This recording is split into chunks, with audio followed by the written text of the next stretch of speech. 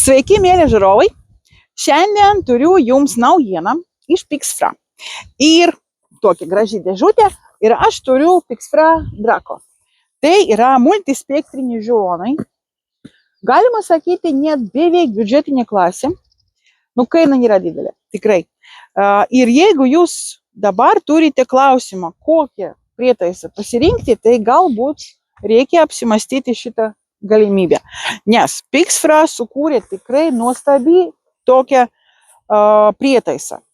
Visų pirmiausia, kas man labai patinka ir atrodo, kad stirninų medžioklė tikrai bus labai naudinga, yra tokia krepšys toks, kurį jūs galite va taip nešioti. Čia jūs galite prisegti diržus ir nešioti ant pečių. Kodėl gerai? Todėl visų pirmiausia, kad su tokia dėžė yra patogu sėlinti. Jeigu dabar einate sėlinti stirniną, aptikti kažkur, apžiūrėti, kur yra selekciniai, kur yra trofėjiniai, tai labai yra svarbu, kad jūsų rankas būtų laisvus. Nes jeigu mes sėlinam kažkur per mišką arba per laukus, tai ir turime ten atramą, turime ginklą, turime kuprinę, nežinau, dar kažką, nuo lietaus šitą prietaisą, nežinau, kaip vadinasi lietuviškai, umbrella, anglų kalba. Nu tai va, tikrai nežinau, lietaus sargas. Nu taip, tai ką, reikia turėti tokius prietaisus, kas kabo ant kaklo arba yra tokie dėžėje. Aišku, čia jūs galite dar kažkaip pritvirtinti irgi optinius jūsų žiūronus, bet šitas krepšys yra multispektriniam žiūronam šitiems sukurtas ir kodėl tai yra gerai. Yra jums ant krūtinės šitas krepšys. Jūs galite va taip labai lengvai atidaryti ir saugiai paskui uždaryti, nes tai čia yra magnetai. Matote, čia magnetai yra ir jis labai gerai uždarosi. Viduryje yra va toks minkšta tokia medžiaga. Ir jūs galite išimti iškart tos žiūronus ir pradėti žiūrėti gamtą, stebėti ir ieškoti savo tą stirniną. Žiūronai visų pirmiausia nedidelė. Matote, čia mano ranka ir dar truputį lengvi pakankamai ir gerai apsaugoti. Man patinka. Nu, žodžiu, pradėsime nuo pat pradžių. Veido geometrija mūsų visiems yra skirtinga. Akis yra toliau, arčiau, kaip nežinau, kaip jums, man yra labai arti. Nu, beveik taip. Ir čia mes galim pakeisti okuliarų poziciją taip labai lengvai. Reikia prisitaikyti prie savo geometrijos, todėl kad nuo to priklauso stebėjimo kokybė. Kad jūs turėtų vieną bendrą tokią vaizdą, reikia, kad jis atitiktų jūsų atstatumai tarp jūsų akių. Va taip. Paskui, tai yra multispektriniai žiūronai, kaip aš jau pasakiau. Ir čia galima matyti, kad ir lęšiai yra skirtingi. Čia šitoj pusėje, dešinėje pusėje yra termo kanalas, o kairėje pusėje yra dienos nakties kanalas. Tai yra 3 režimai - dienos, nakties ir termo. Labai gerai. Tai iš pradžių pritaikom savo dioptrijas, vieną akį uždarom, kitą atidarom, paskui galės tvarkyti ryškumą sukant šitus žiedus. Yra labai patogu tai daryti, nes jie tokie truputį guminiai ir dar tokie reljefiniai, labai patogu yra. Toliau, pakrovėjas yra C tipo, kaip pagrindė visiems dabartiniams prietaisams. Galima ant statyvo pastatyti, kad jums būtų lengviau žiūrėti. Irgi pavyzdžiui, bokštelėje, jeigu tas prietaisas yra pritvirtintas, dar jums yra rankos laisvos. Labai faina. Toliau. Aha, baterijos. Čia yra baterijų lizdas. Atidarome. Čia yra 2 baterijos. Tamsų periodų yra lengva pakeisti, nes abu yra vienodai įdėti. Matote, ne taip, kaip anksčiau buvo, o taip skirtingai reikėjo ten sukti ir negalėjau suprasti, kodėl nejungiasi tas prietaisas. O va taip. Čia visas yra toks vienodas ir ten yra jau mano šuns plaukai. Gerai. Uždarome. Irgi labai saugiai uždarosi ir čia, matote, yra tokia gumytė. Čia. Tai, žodžiu, jis yra apsaugotas nuo vandens. Labai gerai. Nu, va taip. Uždarome. Dar ką mes čia matome? Čia yra pašvietėjas. Galima pasukti va šitą žiedą. Ir tada tuo pašvietėjo spindulis bus siauresnis arba platesnis. Kuo platesnis, tuo arčiau jūs matote. Kuo siauresnis, tuo toliau. Jeigu ant žemės stovi, tai apytiksliai 250 galbūt metrų, o jeigu jūs sėdite bokštelyje, tai su tą pašvietėją per naktį jūs matysite daug toliau. Ir vaizdo kokybė tikrai yra nuostabi. Visų pirmiausia, dienos metu, visiška fantastika. Spalvos tokios gražios, natūralios. Ir ryškumas yra labai labai geras. O čia nuo manęs iki kelio galo yra apie galbūt 500 metrų. Truputį. Va taip. Dabar vėjas pučia, žolė visai juda, aš negaliu pamatoti tą atstatumą, bet aš šitą kelią žinau.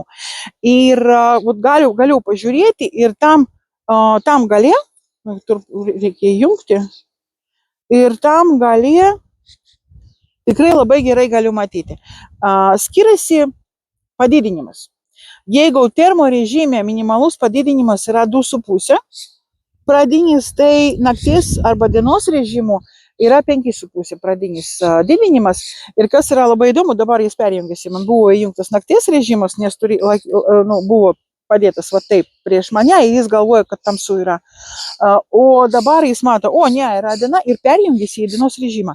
Vidurinį savo intelektą turi ir kartais padeda medžiotojai. Tai va, žodžiu, to įjungsim įrašą. Matote, čia įrašo mygtukas yra. Įjungiam įrašą ir jums noriu parodyti, koks yra tas pritraukimas. Nes man atrodo, kad nėra truputį ryškumo. Man atrodo, kad tai yra pats svarbiausias požymis, kad optika yra neblogi. Kokia yra vaizdo kokybė pritraukiant tolimus objektus. Yra sunku išlaikyti, kad nedrebėtų vaizdas, bet jūs matote, yra tikrai faina ta kokybė. Dabar nakties režimą įjungsim. Nakties režimas turi dar geltoną ir žalią variantą. Ir vaizdo kokybė, matote, labai nuostabi. Tikrai man patinka. Kodėl tas žalias ir geltonas yra, kiti medžiotojai klausia. Dėl to, kad anksčiau buvo taip, kad tas dienos nakties režimo prietaisas buvo toks šviesus, kad jeigu ilgai stebi tą aplinką, paskui viena akis yra tokia tamsesnė, jeigu monokuliaras, o antra šviesesnį tą vaizdą rodo ir negali niekaip prisitaikyti, ir reikia daug laiko, kad grįžtų normali ta vizija. O dabar visų pirmiausia, tie prietaisai jau prisitaikosi prie apšvietimo, darosi tamsesnį, jeigu yra šviesu, arba šviesesnį, jeigu yra tamsu. Pavyzdžiui, jeigu jūs pakelsite šitus žiūronus aukščiau, taip, kad yra tas vaizdas rodo virs horizonto, tai nakties režime tas pašvietimas sumažės, o jeigu jūs žiūrėsite į žemę, kas yra tamsesnė pagrindė, tai tas apšvietimas bus šviesesnis ir vaizdas šviesesnis, ir jūs geriau matysite kažkokį vabzdžiai čia trukdo. Ir jūs gerai matysite viską, kas yra. Bandžiau, žiūrėjau, stirnas kažkur, tai irgi galėjau matyti, kokia yra ta vaizdo kokybė toliau ir arba arčiau žiūrint. Tai va, dienos režimo, po dienos režimo yra nakties režimas, kas yra pilkas, juodas, baltas, paskui yra tas žalias, geltonas, atvirkščiai geltonas, žalias, ir tada, kas buvo įdomu, aš paėmiau šitą prietaisą, žinau, kad tai yra multispektriniai žiūronai, bet negaliu surasti, kur perjungti režimus. Nėra mygtuko, nėra kažkokio joystiko, nieko nėra. Iš pradžių galvojau, kaip taip. Tai Pixfra gamintojai sugalvojo labai paprastą sprendimą. Yra vienas mygtukas, kurį jūs vis spaudžiat pirmin ir keičiasi dienos režimas, nakties režimas, geltonas, žalias, ir paskui perjungiasi į termo režimą, kur mes matome, kad mes turime šiltą baltą, šiltą juodą, paskui turime fusion, kas yra toks labai labai gražus spalvotas toks režimas, paskui turime šiltą raudoną, kur viskas yra pagrindė toks pilkas, o šilti objektai yra raudoni, ir toliau turim ultramariną, ir toliau dar turim auksinį, auksinį režimą, kur viskas yra pilkas, o šilti objektai yra geltoni ir viskas. Toliau yra dar dienos režimas. Labai labai gražu. Tarp kito, termo režime maksimalus padidinimas yra 20 kartų, nuo 2,5 iki 20, o naktinio režimo minimalus padidinimas yra 5,5 ir iki 44. Todėl, kad mums reikia, kad mes galėtų apžiūrėti. Ir tai yra pats nuostabiausias. Jūs galite turėti dienos metu naudoti optinius žiūronus, bet optiniai žiūronai pagrindė nė vienas neturi tokią pritraukimo funkciją, kad jūs galite suradus tą objektą pritraukti jį arčiau ir gerai apžiūrėti. Tai man atrodo tikrai labai faina tokia funkcija. Na ir kas, čia yra pašvietėjas dar. Čia yra toks pašvietėjo mygtukas, jūs galite, pavyzdžiui, jeigu per tamsu darosi nakties metu, jūs galite tą pašvietėją paspausti ir paskui, sukant šitą žiedą, galite padidinti arba atstumti arba pritraukti tą apšviestą teritoriją, nes jeigu tas spindulis yra siauresnis, jis rodo toliau, jeigu yra platesnis, tai rodo arčiau. Irgi truputį tas apšvietimas keičiasi, aišku, tai paspaudus šitą mygtuką, jūs galite padidinti tą apšvietimą ir geriau apžiūrėti objektą, kas yra šalia jūsų. Ir ką mes dar turim lazerinį tolimatį. Tai yra labai naudinga funkcija. Ir jeigu jūs esate savo plotuose, arba jeigu nuvažiavote pas svečius, tai dar svarbesnė, kad jūs galėtų suprasti, kaip toli yra objektas ir ką daryti. Ar galima šauti, negalima šauti, ką daryti, kokia yra jūsų amunicijos specifika. Pavyzdžiui, ten yra tokios sunkios kulkos, kuris čia ten 200 metruose jau krenta 20 cm. Tai reikia žiūrėti, koks yra atstatumas ir žinoti savo amunicijos rodiklius. Labai labai svarbu yra. Nu tai va, man atrodo, tikrai labai patogu yra žiūronai, patogu naudoti 4 mygtukai, nu čia yra tas rutuliukas pritraukti arba atstumti vaizdą ir viskas. Čia jūs galite pridėti diržą ir pakabinti ant kaklo arba naudoti tą krepšį. Man atrodo, tikrai faina. Kokybė gera, net geresnė nei savo kainos ta klasė. Ir tikrai geras pasirinkimas, nes visų pirmiausia, lengvas, patogus, yra krepšys, vaizdo kokybė tikrai nuostabi savo klasiai, toliai gali pamatuoti atstatumą su šitą prietaisą, kas irgi yra labai svarbu, galima pritraukti, apžiūrėti, sufilmuoti. Man atrodo tikrai fainas toks pasirinkimas. Na ir viskas, paprastas įrenginys. Patogus, lengvas. Tikrai siūlyčiau pažiūrėti, pasidomėti Pixfra Draco. Galima paskaityti apie šitą prietaisą parduotuvės gpro.lt svetainėje. Tur yra visa išsami informacija ir galbūt kartais irgi pasirodo kažkokios akcijos. Labai dažnai, galiu pasakyti, tikrai dažnai yra visokios akcijos, to išjungsiu prietaisą.